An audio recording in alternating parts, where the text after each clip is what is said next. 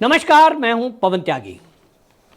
नरेंद्र मोदी राज्यसभा में बोलते हुए विपक्ष पर एक के बाद एक गुगली फेंक रहे थे। विपक्षी पार्टी के नेता, खासतौर पे मल्लिकार्जुन खड़गे, नेता प्रतिपक्ष, मोदी का सामना नहीं कर पाए। मोदी जी को कहना पड़ा कि सच सुनने की हिम्मत चाहिए। आपने झूठ बोला, झूठ फैलाया, लेकिन सच सुनिए। कौन सच सुनेगा? मल्लिकार्जुन खड़गे समेत पूरा विपक्ष वॉकआउट कर गया। लेकिन मोदी जी ने जो एक एक करके तथ्य राज्यसभा में रखे, पूरे देश को उनको सुनना चाहिए। आपसे भी मेरा आग्रह है कि यदि आपने मोदी जी का राज्यसभा का वो भाषण नहीं सुना है, खास तौर पे तब का जब ये विपक्ष के नेता वॉकआउट कर गए, उसके बाद मोदी जी ने विपक्षी पार्टियों के लगाए गए आरोपों का एक एक करके जवाब दिया। उन्होंने कहा कि ये कहते हैं कि एजेंसियों का दुरुपयोग कर रहा है मोदी, ईडी सीबीआई का दुरुपयोग कर रहा है मोदी। तो उन्होंने कुछ चीज़ें बताई, कुछ नेताओं के बारे में कुछ कोट किया। सबसे पहले उन्होंने कहा कि ये जो आम आदमी पार्टी है, जो लगातार राज्यसभा में संजय सिंह नहीं थे, संजय सिंह सवाल उठा के गए हैं। दिक्कत तो विपक्ष की यही है कि वो सवाल उठाते हैं, एक बॉल फेंकते हैं, उसके बाद भाग जाते हैं। तो उन्होंने सीधा सवाल कहा कि आम आदमी पार्टी के नेता जो जेल के अंदर बंद हैं, इनकी शिकायत किसने की? शुरुआत कांग्रेस ने की। उन्होंने सवाल उठाया कि कांग्रेस के नेताओं ने प्रेस कॉन्फ्रेंस की, और वो हम देख रहे हैं कि अजय माकन की प्रेस कॉन्फ्रेंस थी। उस प्रेस कॉन्फ्रेंस में अजय माकन साफ साफ कह रहे हैं और आम आदमी पार्टी के भ्रष्टाचारों को उजागर कर रहे हैं कि इन्होंने 100 करोड़ का भ्रष्टाचार किया, यहाँ किया, जल बोर्ड में किया, और वो इनकी गिरफ्तारी की मांग कर रहे हैं। मोदी जी ने सवाल कर दिया कि भाई, आप ये कह रहे थे कि हमारे पास सबूत हैं, आप फाइल दिखा रहे थे, क्या वो सब झूठ था?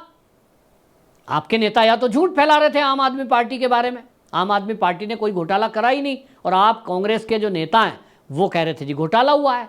तो जवाब देना पड़ेगा कांग्रेस के नेताओं को कि वो जो प्रेस कॉन्फ्रेंस थी, आम आदमी पार्टी पर जो आरोप लगा रहे थे आप, क्या वो झूठे थे? इस पर कांग्रेस जवाब देने के लिए नहीं थी। लेकिन उन्होंने दूसरा कोट किया। उन्होंने कहा 2013 में मुलायम सिंह यादव, अब तो दुनिया में नहीं है, लेकिन उन्होंने 2013 में मुलायम सिंह यादव ने संसद में कहा था कांग्रेस से लड़ना आसान नहीं है, वो जेल में डाल देंगी, वो सीबीआई और आईटी का भय दिखाकर समर्थन लेती है।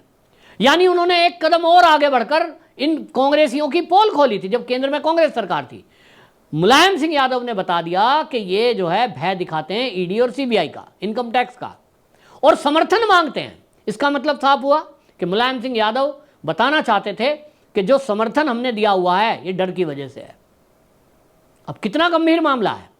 एक भी केस, एक भी सांसद अगर मोदी के ऊपर ये आरोप लगा दे तो सोचिए क्या हंगामा हो कि मोदी जी ने हमारी पार्टी ने समर्थन दिया है क्योंकि हमें तो डराया था। फैलाते तो ऐसे ही हैं कि मोदी डराता है और ईडी का डर दिखा के समर्थन ले लेता है। सारी विपक्षी पार्टी के नेता ये आरोप लगा रहे हैं। लेकिन मुलायम सिंह यादव ने कांग्रेस के बारे में क्या कहा, इस पर कोई उत्तर देने के लिए वहाँ मौजूद नहीं है। दूसरा, उन्होंने वामपंथी जो नेता हैं प्रकाश करात, उनका बयान कोट किया। 2013 में उन्होंने भी यही बयान दिया, और उन्होंने कहा कि जो कांग्रेस की केंद्र की सरकार है उस समय 13 में, वो जो है ईडी और सीबीआई का दुरुपयोग करती है। तो क्या वो जो प्रकाश करात हैं वो झूठ बोल रहे थे? मुलायम सिंह यादव झूठ बोल रहे थे? वो जो अजय माकन कांग्रेस के सीनियर लीडर हैं वो प्रेस कॉन्फ्रेंस में झूठ बोल रहे थे? और इसके अलावा सबसे गंभीर बात, सुप्रीम कोर्ट की टिप्पणी सीबीआई को लेकर आई थी, और वो भी 2013 में, कि जो सीबीआई है वो पिंजरे में बंद तोता है। तब सवाल पूछ रहे हैं कि क्या वो सुप्रीम कोर्ट की टिप्पणी वो भी गलत थी? इसका मतलब दुरुपयोग हो रहा है, दुरुपयोग हुआ। और ये आरोप लगाने वाली वही कांग्रेस है जिसके ऊपर ये आरोप लगे।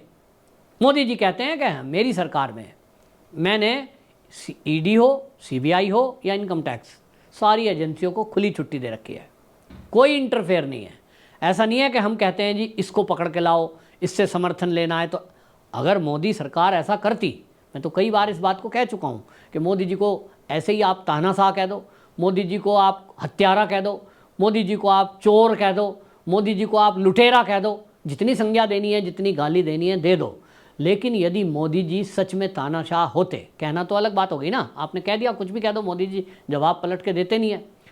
तानाशाह होता क्या है? तानाशाह तो आप देखें तो इंदिरा गांधी का 75 का सारा कार्यकाल देख लो, 1975 में जब इमरजेंसी लगाई, पता लग जाएगा तानाशाह क्या होता है। पत्रकार जेल में, नेता जेल में, आरएसएस के कार्यकर्ता जेल में, मोदी अगर तानाशाह होते तो इस समय राहुल गांधी समेत 20-30 कांग्रेस के नेता जेल में, आम आदमी पार्टी के नेता जेल में, समाजवादी पार्टी के नेता जेल में, आरजेडी के नेता जेल में, डीएमके के ये जो पार्टियां हैं 20-20, 25-25 जो मेन नेता हैं सबको उठा के जेल में डाल देते, तो भी इंदिरा गांधी से स्कोर कम रहता। क्योंकि इंदिरा गांधी के समय में जो गिरफ्तारी उन्होंने की थी, उनका विरोध करने वालों की वो संख्या 1,40,000 थी। मोदी जी को कुछ नहीं करना था, केवल 1,40,000 मुश्किल से मुश्किल पूरे भारत के अंदर, उसमें मीडिया वाले भी जोड़ दो, साहित्यकार भी जोड़ दो, कलाकार भी जोड़ दो, जो देश विरोधी अभियान चलाते हैं या मोदी विरोधी अभियान चलाते हैं, वो संख्या 1,000 के करीब है। 1,000 लोगों को उठाकर मोदी जी को जेल में डालना था, और 14 में अगर ये काम कर देते सब खत्म हो जाता विपक्ष, और मोदी जी पूरे आराम से अगले 50 साल ऐसा करके राजनीति करते। मोदी जी ने तो ऐसा नहीं किया। इसका मतलब मोदी जी तानाशाह है ही नहीं। ऐसा तानाशाह किस काम का जो गाली सुनता रहे?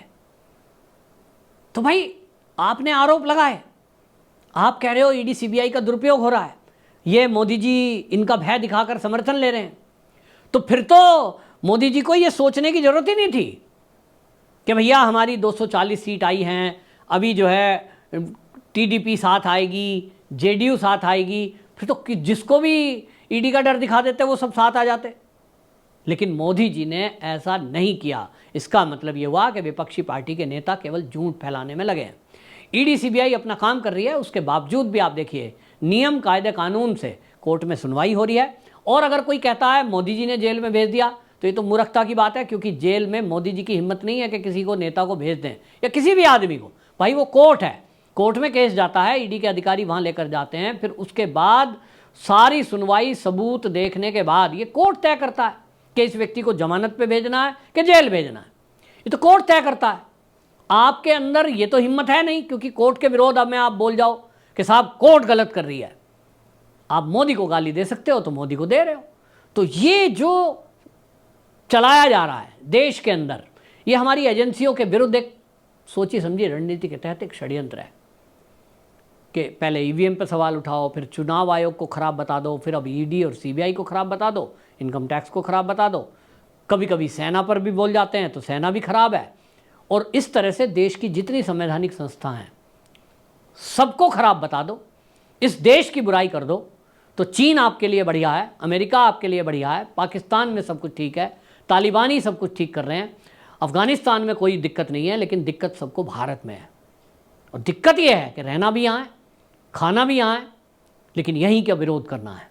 ये जो इस देश में हो रहा है, ये जब तक एजेंसियां तो ठीक अपना काम कर रही हैं, दिखता है हमें, लेकिन न्यायपालिका में जो लोग बैठे हैं, आप सोचिए कि अमृतपाल जिसके अंदर यूएपीए की धारा में केस दर्ज है, और एक कश्मीर का आतंकवादी जिसके ऊपर आतंकवादियों की फंडिंग करने का आरोप है, उसको कोर्ट अनुमति दे रही है। कोर्ट उसको अनुमति देता है चुनाव लड़ने का। और आप कितना भी बड़ा मेहनत कर लीजिए, एजेंसी मेहनत करती है, पकड़ के लाती है, गिरफ्तार करती है, कोर्ट में जाते ही जमानत हो जाती है। ये भी नहीं देखते हैं कि मामला कितना गंभीर है। इसका तो कुछ करना पड़ेगा, इसके लिए अलग से कानून बनाने पड़ेंगे कि भाई एक साधारण केस में ऐसी सुनवाई करें, और जो गंभीर केस हों, देशद्रोह के मामले हों, जो आतंकवाद से जुड़े हुए केस हैं, उसमें संजीदगी बरती जानी चाहिए। और उसमें तो जिस तरह से आप देखते हैं कि टाडा कोर्ट अलग होती है, जिस तरह सीबीआई कोर्ट अलग होती है, इस तरह से यूएपीए के केस भी अलग सुने जाते हैं, लेकिन उसके लिए गाइडलाइन अलग से हों, और उन केसों में तत्काल सुनवाई करने के समस्या का समाधान और तत्काल सुनवाई का उसमें प्रावधान इस सरकार को करना होगा। वरना इसी तरह देश की एजेंसियों पर आवाज़ उठाकर उनको बदनाम करके ये विपक्षी पार्टी भ्रष्टाचार करती रहेंगी, और जब इनकी गिरफ्तारी होगी तो ये चिल्लाएंगे कि मोदी ने हमें अवैध रूप से पकड़ लिया है, नाजायज़ फ़ायदा उठाया जा रहा है। इस तरह की बातें होंगी। बहरहाल आप सब भी अपनी राय रखिए, वीडियो को शेयर कीजिए। वंदे मातरम।